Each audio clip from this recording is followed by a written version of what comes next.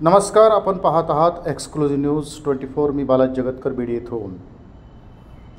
आगामी होऊ घातलेल्या निवडणुकीच्या पार्श्वभूमीवर विरोधी पक्ष नेते अंबादास दानवे यांची बीडमध्ये बैठक। शिवसेनेला हिंदुत्वासाठी कोणाच्याही सर्टिफिकेटची गरज नाही, अंबादास दानवे यांचे माध्यमांसमोर प्रखर मत। आगामी होऊ घातलेल्या निवडणुकीच्या पार्श्वभूमीवर विरोधी पक्ष नेते अंबादास दानवे यांच्या प्रमुख उपस्थितीमध्ये बीडमध्ये ठाकरे गटाच्या पदाधिकारी आणि कार्यकर्त्यांची महत्त्वपूर्ण बैठक पार पडली। या बैठकीला अंबादास दानवे यांनी मार्गदर्शन केले व कार्यकर्त्यांना सूचना देखील दिल्या व कार्यकर्त्याचे म्हणणे देखील ऐकून घेतले। नागपूर अपघात प्रकरणी बोलताना अंबादास दानवे म्हणाले की गृहमंत्री आणि गृह खातं हे भाजपचे अध्यक्ष चंद्रशेखर बावनकुळे यांच्या मुलाला पाठीशी घालत आहे व त्याची पाठराखण करत आहे।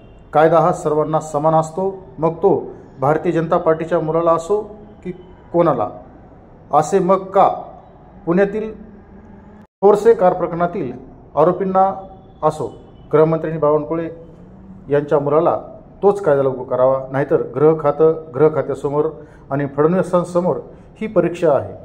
नाहीतर गृह खाते हे दारू पिणारे लोक, बीप खाणारे लोक यांची पाठराखण करत आहे असं लोक समजतील। बीड जिल्हा हा राजकारणाचा केंद्रबिंदू आहे आणि याच जिल्ह्यात पक्षफुटीनंतर ठाकरे गट पक्ष संघटना मजबूत करण्यासाठी कामाला लागली आहे।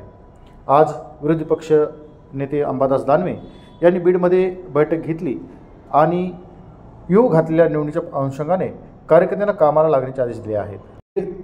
गेवराई परळी या विधानसभा निवडणुकीच्या अनुषंगाने जिल्ह्यातील प्रमुखांच्या भावना जाणून घेतल्या आहेत। शिवसेनेची अपेक्षा ही समसमान नाही तर सर्वच जागा लढण्याची आहे, परंतु ही महाविकास आघाडी आहे, सर्व पक्षांना यात संधी असते, शिवसेनेला देखील संधी मिळेल आणि ज्या शिवसैनिकाच्या अपेक्षा आहेत त्या पक्षप्रमुखांपर्यंत पोहोचू असं दानवे यांनी सांगितलं। मुस्लिम समाजातील उमेदवारांना देखील उमेदवारी दिली जाईल असे दानवे यांनी भाष्य केले आहे। हिंदुत्व म्हणजे मुसलमान नसणे असा अर्थ नाही, आम्ही हिंदुत्ववादी आहोत, मुस्लिम विरोधात आम्ही नाहीत। जे देशभक्त राष्ट्रभक्त आहेत, समाजासाठी काम करणारे आहेत ते मुस्लिम आहेत, त्यांच्या बाजूने आम्ही आहोत। त्यामुळे शिवसेनेला कोणाच्याही सर्टिफिकेटची गरज नाही, शिवसेना हिंदुत्ववादीच असल्याचं सांगितलं आहे। कसा तिढा सोडणार आहे? बीड, परळी आणि गेवराई अतिशय महत्त्वाची जागा आहे, कसं वाटत? मला असं वाटतं शिवसैनिकांच्या भावना आम्ही जाणून घेतलेल्या आहे।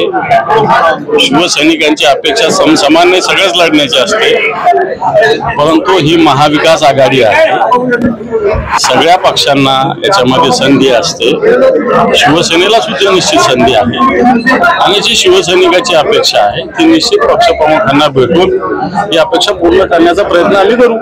मात्र बीड, परळी आणि गेवराईचा तिढा कसा सोडणार आहे? काहीही तिढा नाही, सहज सुटेल, काळजी करण्याची गरज नाही। त्याबरोबरच हिंदुत्व म्हणून ओळख होते ठाकरे गट, परंतु आपण जर पाहिलं तर काही मुस्लिम उमेदवार देण्याची शक्यता निर्माण झाली या राज्यामध्ये, काय एक असणार विरोधक टीका केली? हिंदुत्व म्हणजे काय मुसलमान नसणं असा थोडी अर्थ आहे। हिंदुत्ववादी आहोत आम्ही, पण आम्ही मुसलमानाच्या विरोधातले नाही आहेत। आम्ही जे देशभक्त आहे, राष्ट्रभक्त आहे, समाजासाठी काम करणारे मुस्लिम त्यांच्या बाजूने आम्ही आहोत। साबीर भाई तर आमचे कॅबिनेट मंत्री होते शिवसेना प्रमुखांनी केलेले, आणि शिवसेनेत अनेक मुस्लिम बांधव काम करतात। त्याच्यामुळे याला काय आम्ही काय हिंदुत्ववादी नाही असं तुम्ही त्याचं म्हणतात। हिंदुत्ववादी शिवसेनेला कोणाच्या सर्टिफिकेटची गरज नाहीये, शिवसेना हिंदुत्ववादी आहेच, परंतु शिवसेनेचं हिंदुत्व हाताला काम देणार आहे। शिवसेनेचं हिंदुत्व हे शेजार धर्म पाळणार आहे, जात धर्म पाळणार आहे हिंदुत्व शिवसेनेचं। शिवसेनेचं हिंदुत्व जोडणार आहे, तोडणार नाही। असा गेला एक छोटासा अनुभव आहे, जसं म्हणतात ठाकरे गट जो आहे तो आक्रमक पाहायला मिळत आहे, परंतु राज्यातील परिस्थिती जर पाहिली तर रणनीती कशी असणार आहे विधानसभेच्या, कसं रणनीती असणार आहे?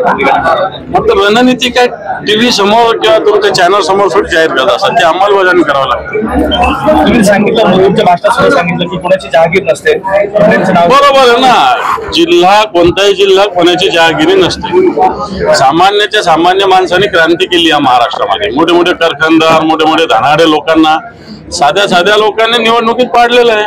मी तोच शिवसैनिकाला सांगितलं, शिवसैनिकाला उगाच वाटतं की आम्ही या बीड जिल्ह्यात छोटे आहोत, कसले छोटे आले? भल्या भल्या लोकांना शिवसैनिकांनी पाणी पाजलेलं आहे, ती इथेही पाणी पाजू शकतो आम्ही. बीड जिल्ह्यात सभा पडणार आहे आगामी काळात. बिलकुल भडकणार.